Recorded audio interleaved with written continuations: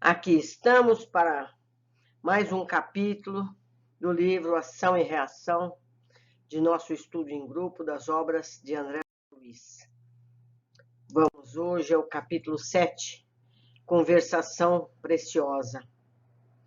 Facilitando-nos a tarefa, Druso apresentou-nos mais intimamente ao ministro Sâncio, informando que estudávamos, em alguns problemas da mansão, as leis de causalidade, anelando penetrar mais amplas esferas de conhecimento acerca do destino, indagávamos sobre a dor.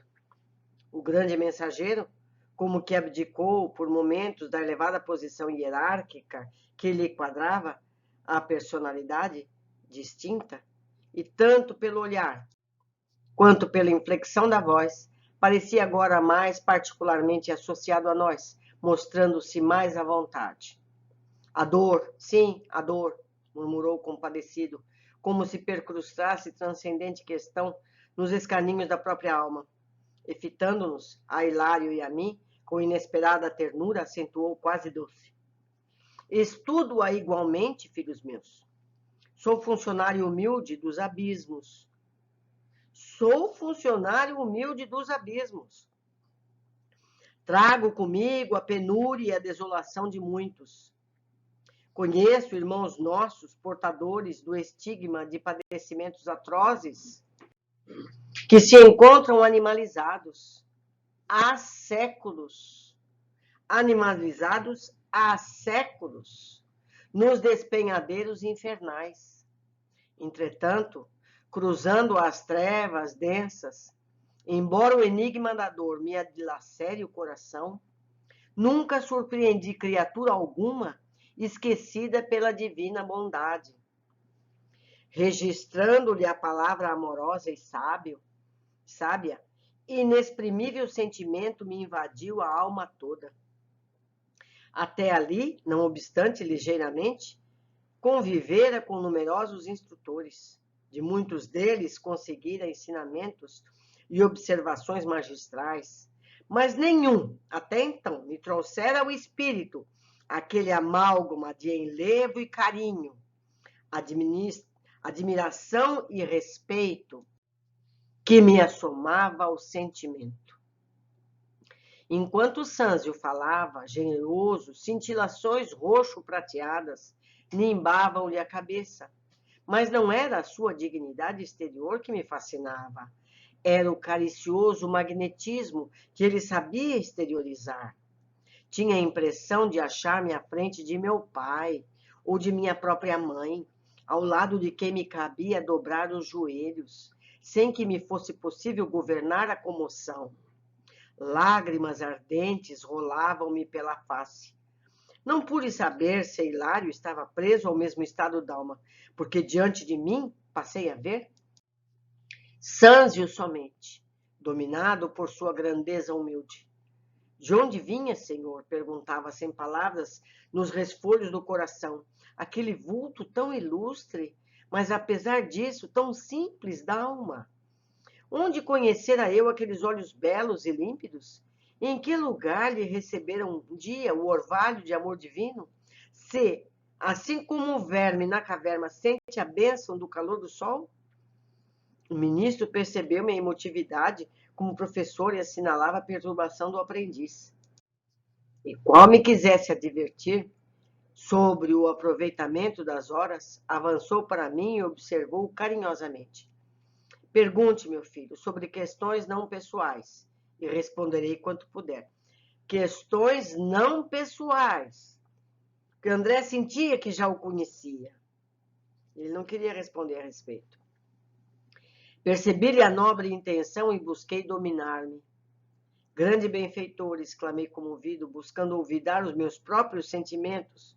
Poderemos ouvi-lo de algum modo acerca do karma? Sâncio retomou a posição que lhe era habitual, junto ao espelho cristalino, e obtemperou. Sim, o karma, expressão vulgarizada entre os hindus, que em sânscrito quer dizer ação, a rigor designa causa e efeito, de vez que toda a ação ou movimento deriva de uma causa ou impulsos anteriores. Para nós, expressará a conta de cada um, englobando os créditos e os débitos, que em particular nos digam respeito. Por isso mesmo, a conta dessa natureza, não apenas catalogando e definindo individualidades, mas também povos e raças, estados e instituições. Há karma definido individualmente para povos e raças, estados e instituições. O ministro fez uma pausa, como quem dava a perceber que o assunto era complexo, e continuou. Para melhor entender o karma, ou conta do destino, criada por nós mesmos, convém lembrar que o governo da vida possui igualmente o seu sistema de contabilidade, a se lhe expressar no mecanismo de justiça inalienável.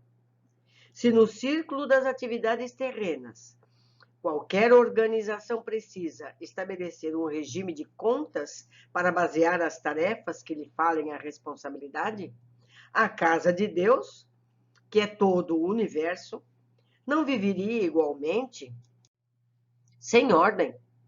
A administração divina, por isso mesmo, dispõe de sábios departamentos para relacionar, conservar, comandar e engrandecer a vida cósmica.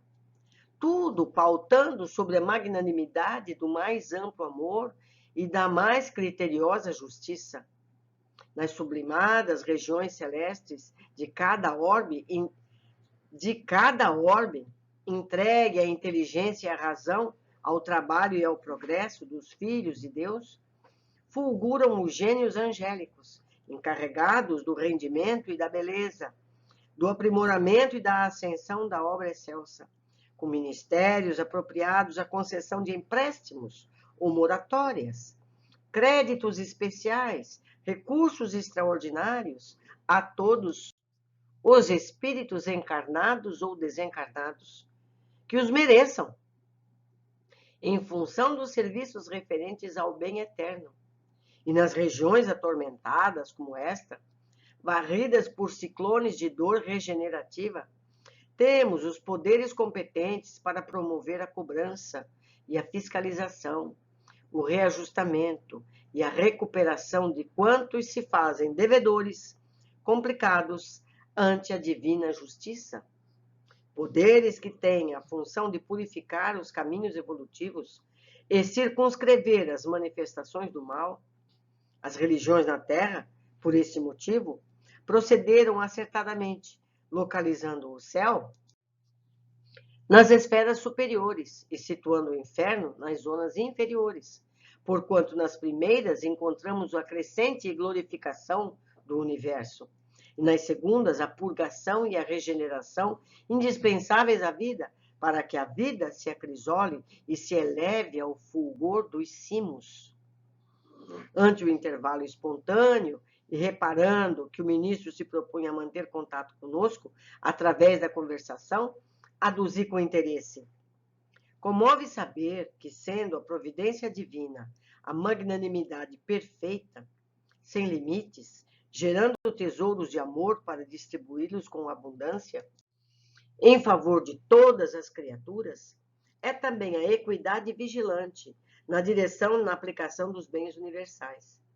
Efetivamente, não poderia ser de outro modo, ajuntou o Sanzio bondoso. Em assuntos da lei de causa e efeito, é imperioso não olvidar que todos os valores da vida, desde as mais remotas constelações à mais ínfima partícula subatômica, pertencem a Deus, cujos inabordáveis desígnios podem alterar e renovar, anular ou reconstituir tudo o que está feito. Assim, pois, somos simples usufrutuários da natureza, que consubstancia os tesouros do Senhor, com responsabilidade em todos os nossos atos, desde que já possuamos algum discernimento. O espírito, seja onde for, encarnado ou desencarnado, na terra ou em outros mundos, gasta em verdade o que lhe não pertence, recebendo por empréstimo do Eterno Pai os recursos de que se vale para efetuar a própria sublimação do conhecimento e na virtude, Atentem, recebemos antecipadamente os recursos para crescermos e evoluirmos. Então, se não fizermos isso, somos devedores, não é? Patrimônios materiais e riquezas da inteligência, processos e veículos de manifestação, tempo e forma, afeições e rótulos honoríficos de qualquer procedência são propriedade do Todo Misericordioso, que nos concede a título precário. Eu deveria ter marcado em amarelo isso aqui, certo? É importantíssimo esse parágrafo. Patrimônios materiais, riquezas da inteligência, processos e veículos de manifestação, ou seja, nossos corpos, tempo e forma, afeições, quer dizer, pessoas que nos amem, rótulos honoríficos de qualquer procedência, os títulos que a gente ganha entre aspas, que a gente tem capacidade de alcançar, são de propriedade de Todo Misericordioso, que nos concede a título precário. Tudo isso a gente pode perder num instante, a fim de que venhamos a utilizá-los no aprimoramento de nós mesmos. Marchamos nas largas linhas da experiência, de modo a entrarmos na posse definitiva dos valores eternos, sintetizados no amor e na sabedoria, com que, em futuro remoto, lhes retrataremos a glória soberana. Então, aquele administrador público, prefeito, governador, rei, o que seja, juiz, professor, médico, recebem essa possibilidade por empréstimo para poder ter ferramenta para trabalhar no bem. Os que trabalharem, venceram. Os que não trabalharem, passam a ser devedores dessa oportunidade. Não é? Tudo constitui reservas das energias de Deus, que usamos em nosso proveito por permissão dele, de sorte a promovermos com firmeza nossa própria elevação à sua majestade sublime. Dessa maneira, é fácil perceber que após conquistarmos a coroa da razão, de tudo se nos pedirá contas no momento oportuno, mesmo porque não há progresso sem justiça na aferição de valores. Não é? Então, se um de nós está num posto de destaque, num posto de trabalho, se a gente conseguiu atingir uma possibilidade de serviço, temos mais é que trabalhar. Juízes, médicos, professores, como eu já lhe disse, prefeito, rei, rainha, não importa onde fomos colocados, estamos ali para trabalhar em benefício da coletividade. Lembrei-me instintivamente da nossa errada conceituação de vida na Terra, quando nos achamos sempre dispostos a senhorear indebitavelmente os recursos do estágio humano em terras e casas, títulos e favores, prerrogativas e afetos. Ganhamos uma pessoa que nos ame.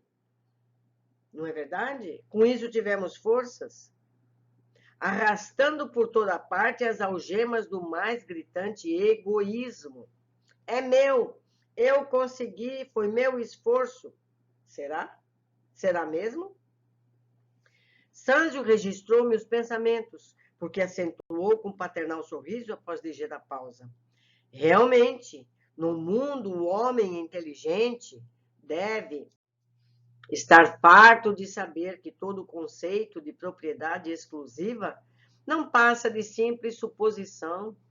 Por empréstimo, sim, todos os valores da existência lhes são adjudiciados pela providência divina, por determinado tempo, de vez que a morte funciona como juiz inexorável, transferindo os bens de certas mãos para outras e marcando com inequívoca exatidão o proveito de cada espírito extrai das vantagens e concessões que lhe foram entregues pelos agentes da infinita bondade. Aí vemos os princípios de causa e efeito em toda a força de sua manifestação, porque no curso ou no abuso das reservas da vida, que representam a eterna propriedade de Deus, cada alma cria na própria consciência os créditos e os débitos que lhe atrairão inelutavelmente as alegrias e as dores, as facilidades e os obstáculos do caminho.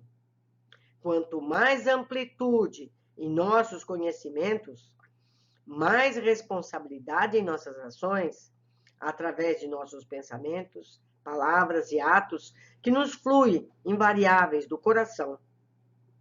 Gastamos e transformamos constantemente as energias do Senhor em nossa viagem evolutiva, nos setores da experiência, do quilate de nossas intenções e aplicações nos sentimentos e práticas da marcha. A vida organiza em nós mesmos a nossa conta agradável ou desagradável ante as leis do destino. Desse ponto do valioso esclarecimento, Hilário inquiriu com humildade: amado instrutor, a face da gravidade de que a lição se reveste para nós, que devemos entender como sendo bem e mal? Sanzio fez um gesto de tolerância bondosa e replicou: evitemos o mergulho nos labirintos da filosofia, não obstante o respeito que a filosofia nos merece, porquanto não nos achamos num cenáculo simplesmente destinado à esgrima da palavra. Busquemos, antes de tudo, simplificar. É fácil conhecer o bem quando o nosso coração se nutre de boa vontade à frente da lei. O bem, meu amigo, é o progresso, é a felicidade, a segurança, justiça para todos os nossos semelhantes e para todas as criaturas de nossa estrada, aos quais devemos empenhar as conveniências de nosso exclusivismo, mas sem qualquer constrangimento por parte de ordenações puramente humanas, que nos colocariam em falsa posição no serviço, por atuarem de fora para dentro, gerando, muitas vezes, em nosso cosmo interior, para nosso prejuízo, a indisciplina e a revolta. O bem será, desse modo, nossa decidida cooperação com a lei, a favor de todos, ainda mesmo que isso nos custe a renunciação mais completa, visto não ignorarmos que, auxiliando a lei do Senhor e agindo de conformidade com ela, seremos por ela ajudados e sustentados no campo dos valores imperecíveis. E o mal será sempre representado por aquela triste vocação do bem unicamente para nós mesmos, a expressar-se no egoísmo e na vaidade, na insensatez, no orgulho que nos assinalam a permanência nas linhas inferiores do espírito. Fim da breve pausa, o ministro ajuntou: possuímos em nosso Senhor Jesus Cristo o paradigma do eterno bem sobre a terra. Tendo dado tudo de si em benefício dos outros, não hesitou em aceitar o supremo sacrifício no auxílio a todos, para que o bem de todos prevalecesse, ainda mesmo que a ele, em particular, se reservassem as incompreensões e o sofrimento, a flagelação e a morte. Em vista da pausa que se fizera espontânea, ousei ainda interrogar, faminto de luz: generoso amigo, poderíamos ouvi-lo de alguma sorte quanto aos sinais kármicos que trazemos em nós mesmos? Sanzio refletiu alguns momentos e ponderou: é muito difícil penetrar o sentido das leis divinas com os recursos limitados da palavra humana. Ainda assim, iniciamos o tentame, recorrendo a imagens tão simples quanto seja possível. Apesar da impropriedade, comparemos a esfera humana ao reino vegetal. Cada planta produz na época própria, segundo a espécie a que se ajusta.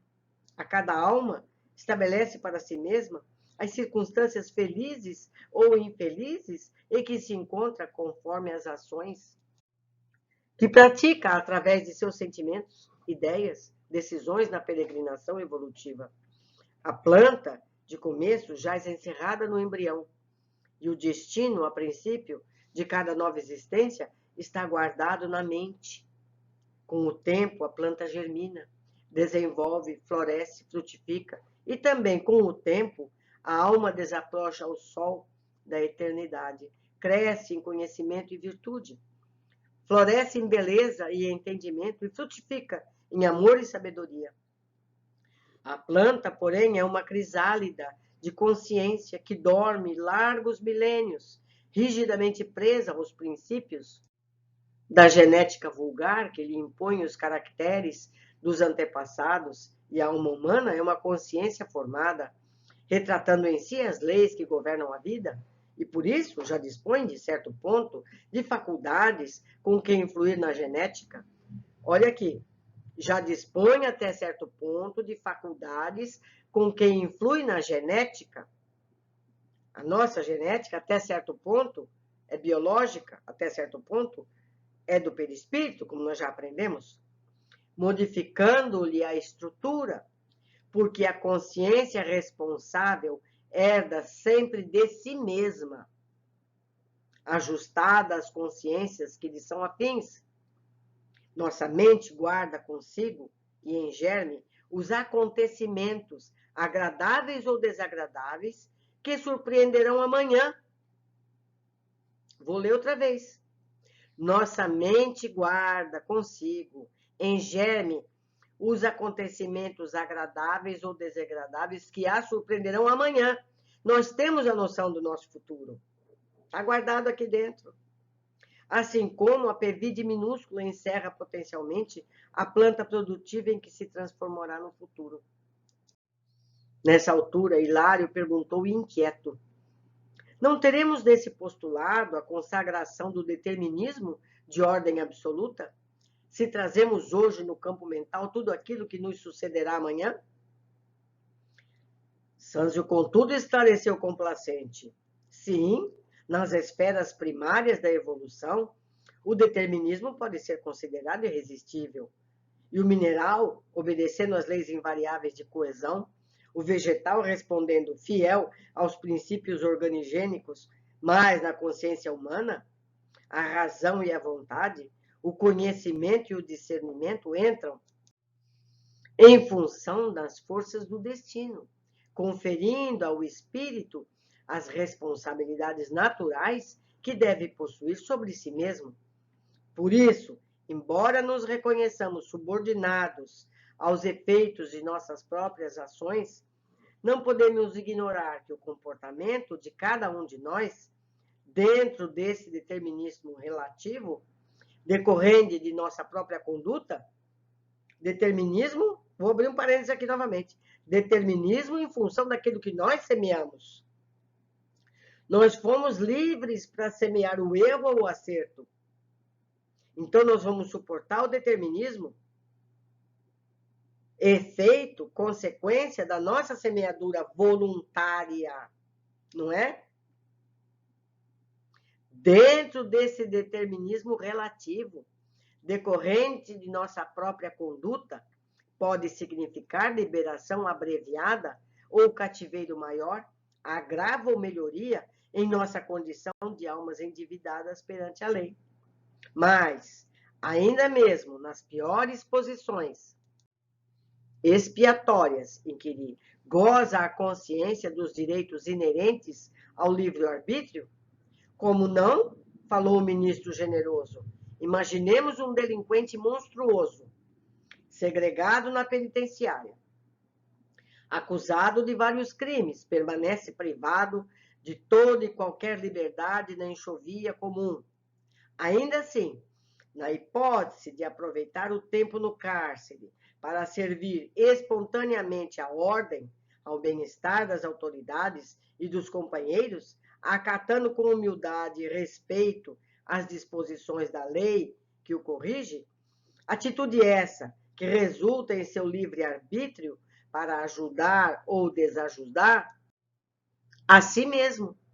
A breve tempo, esse prisioneiro começa por atrair a simpatia daqueles que o cercam, avançando com segurança para a recuperação de si mesmo. Não é verdade? O raciocínio era claro, mas não desejando perder o fio da lição simples e preciosa, indaguei. Venerável benfeitor, para nossa edificação, poderemos recolher mais amplas anotações sobre a melhor maneira de colaborar com a lei divina em nosso próprio favor? Dispomos de algum meio para escapar à justiça? Oh, dispomos de algum meio para escapar à justiça? Sanzio sorriu e observou. Da justiça ninguém fugirá, mesmo porque a nossa consciência, em acordando para a santidade da vida, aspira a resgatar dignamente todos os débitos de que se onerou perante a bondade de Deus. Entretanto, o amor infinito do Pai Celeste brilha em todos os processos de reajuste. Assim é que, se claudicamos nessa ou naquela experiência indispensável, a conquista da luz que o Supremo Senhor nos reserva, é necessário nos adaptemos à justa recapitulação das experiências frustradas. Vou repetir. É necessário nos adaptemos à justa recapitulação das experiências frustradas, utilizando os patrimônios do tempo. Ou seja, nós temos que repetir as situações em que erramos para poder provar que acertamos. Figuramos um homem acovardado diante da luta, perpetrando o suicídio aos 40 anos de idade no corpo físico. Este homem penetra no mundo espiritual sofrendo as consequências imediatas do gesto infeliz, gastando tempo mais ou menos longo, segundo as atenuantes e agravantes de sua deserção, para recompor as células do veículo perispirítico. E logo que oportuno, quando torna a merecer o prêmio de um corpo carnal na esfera humana, dentre as provas que repetirá, naturalmente se inclui a extrema tentação ao suicídio na idade precisa em que abandonou a posição de trabalho que lhe cabia. Não vou precisar ler de novo, né? Vocês entenderam, eu não grifei de amarelo. Eu vou falar brevemente, quer dizer, aquele que se suicidou, se acovardou na prova, ele vai pagar todo esse em sofrimento essa situação que ele fez. Vai passar um tempo no plano espiritual, vai precisar recuperar esse perispírito que ele danificou. Quando ele voltar, na idade aproximada em que ele cometeu o ato equivocado, ele vai passar por nova situação em que ele tem que saber superar. Interessante, na idade aproximada ele vai ter que passar por nova prova. Vamos ver se você aproveitou o ensinamento.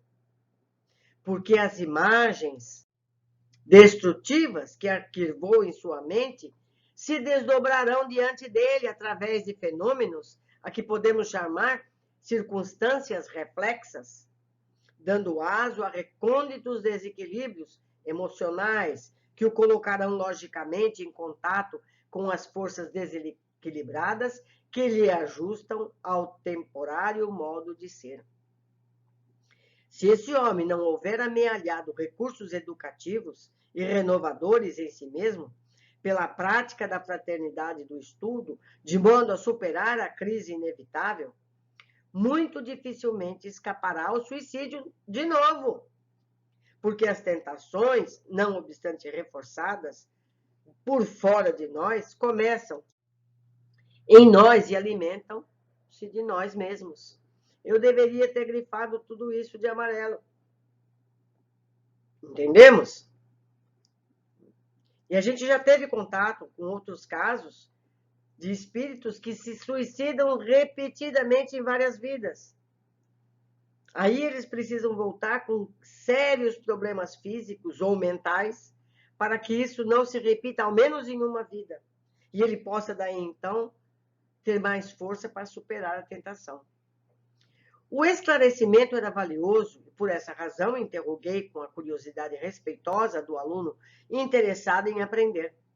E como pode a criatura habilitar-se devidamente para resgatar o preço de sua libertação? Sanzio não se deu por surpreendido e replicou de pronto. como qualquer devedor que, de fato, se empenhe na solução dos seus compromissos. De certo que o homem, sumamente endividado, precisa aceitar restrições no seu conforto para sanar seus débitos com as suas próprias economias pessoais. Em razão disso, não pode viver à farta, mas sim com abstinência de suor, de modo a libertar-se, abstinência e suor, de modo a libertar-se tão depressa quanto possível. O grande orientador fez uma pausa de momento, como para refletir, e continuou. Voltemos ao símbolo da planta. Imaginemos que uma semente de laranjeira caiu em terreno pobre e seco. Segundo as leis que regem as atividades agrícolas, germinará ela sob contingentes obstáculos, transformando-se num arbusto mirrado, com lamentável produção no tempo devido. Mas se o lavrador lhe acode às necessidades e exigências desde o início da luta, oferecendo-lhe adubo, água e defesa, tanto quanto ajudando-a com a poda salutar, no momento oportuno, a laranjeira atenderá brilhantemente ao próprio destino. Semelhantes cuidados, no entanto, devem ser postos em ação na hora justa, isto é, quando a terra a alma, e tanto quanto possível deve começar essa restauração nos melhores tempos da jornada física. Hilário, que acompanhava a exposição fascinado, quanto eu mesmo, pela lógica daquelas palavras sábias e simples, interrogou. E quando a criatura não pode contar na infância ou na mocidade com preceptores afeiçoados ao bem, capazes de funcionar como lavradores diligentes, junto daqueles que recomeçam a luta humana? Sem dúvida, ponderou o ministro, a meninice e a juventude são as épocas mais adequadas à construção da fortaleza moral com que a alma encarnada deve tecer gradativamente a coroa da vitória que lhe cabe atingir.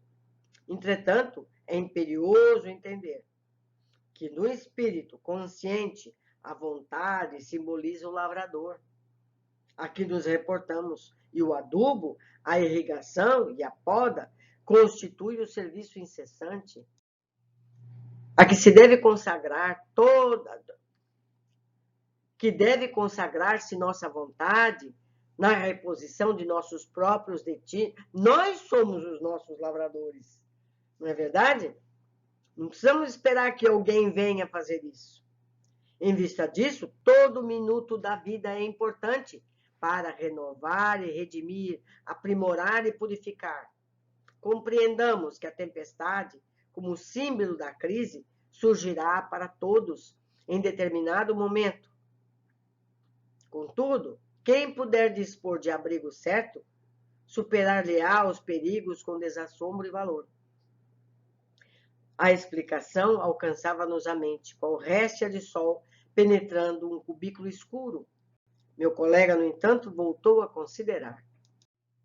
Ação por ação, temos igualmente muito trabalho depois da morte do corpo denso.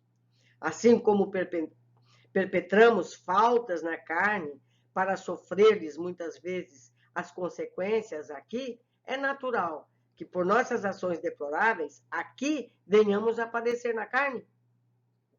Perfeitamente, confirmou Sanzio bondoso. Nossas manifestações contrárias à lei divina, que é invariavelmente o bem de todos, são corrigidas em qualquer parte. Há por isso expiações no céu e na terra. Muitos desencarnados que se enleiam em desregramentos passionais até as raias do crime, mormente nos processos de obsessão, não obstante advertidos pela própria consciência e pelos avisos respeitáveis de instrutores benevolentes, criam para si mesmos pesadas e aflitivas contas com a vida, cujo resgate lhes reclama luta e sacrifício em tempo longo.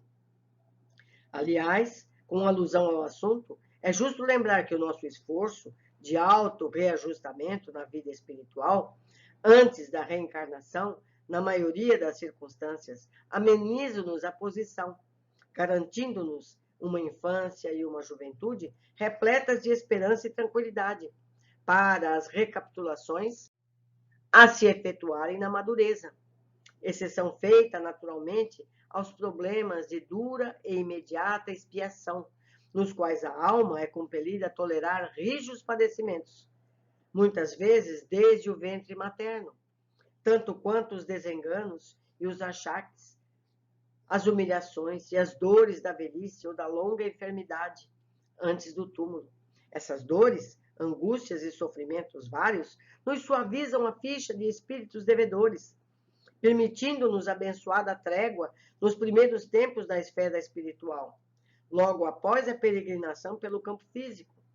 A maioria das pessoas encarnadas no mundo, ao atingirem a idade provecta, habitualmente se confiam, nas últimas fases da existência, à ponderação e à meditação, serenidade e a doçura.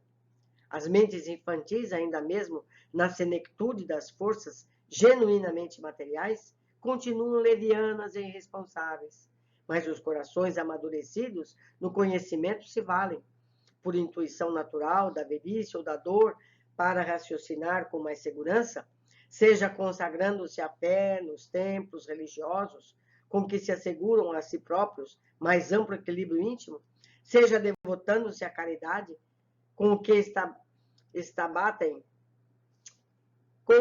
esbatem na memória as recordações menos desejáveis, preparando assim, com louvável acerto e admirável sabedoria, a irrevogável passagem para a vida maior. Concluí pelo olhar de Druso que a nossa entrevista estava prestes a encerrar-se, e por isso aventurei ainda uma indagação.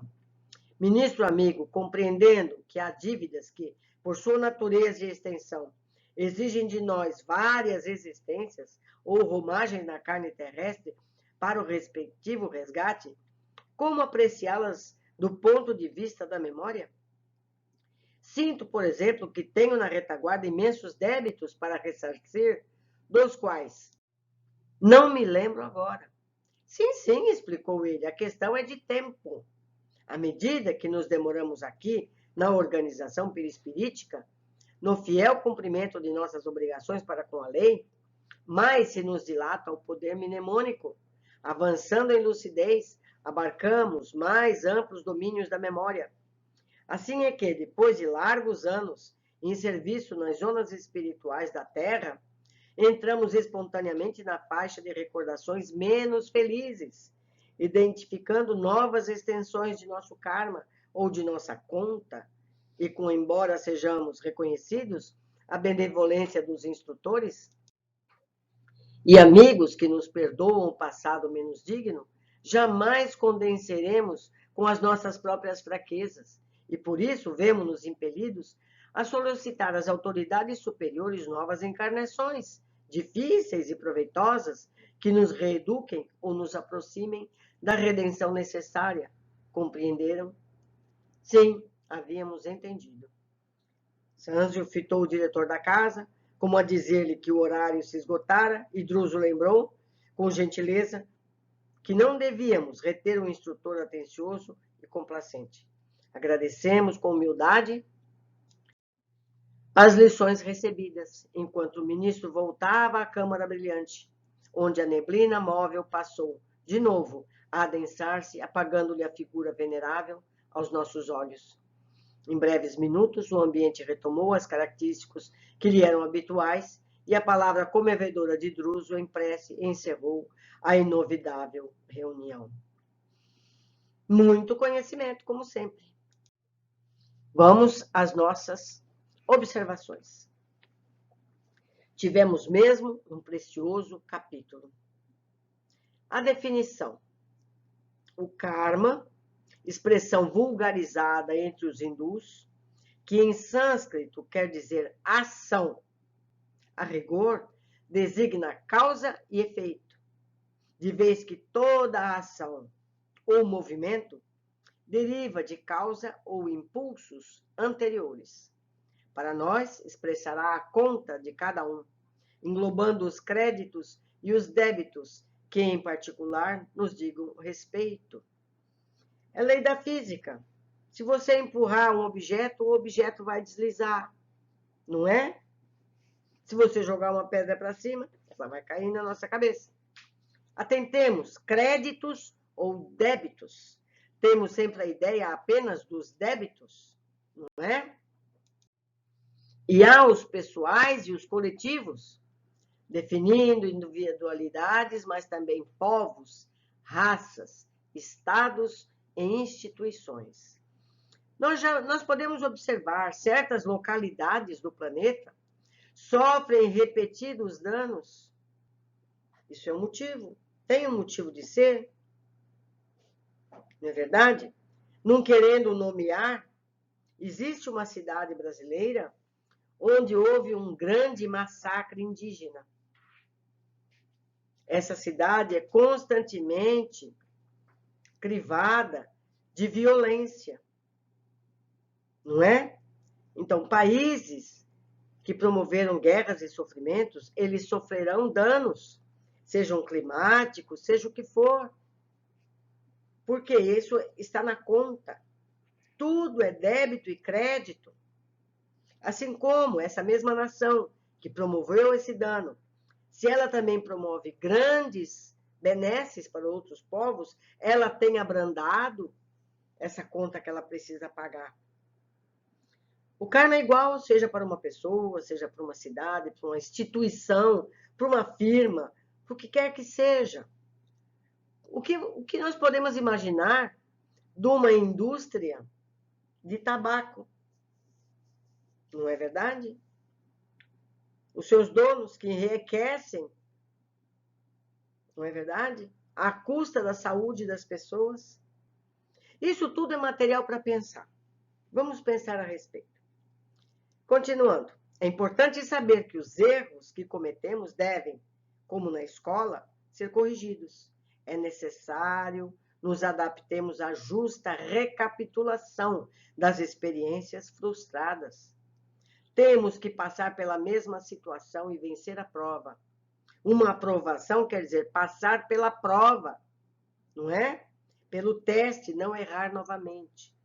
Aquele aluno que brincou o ano todo, chega no dia da prova final, ele vai ser reprovado.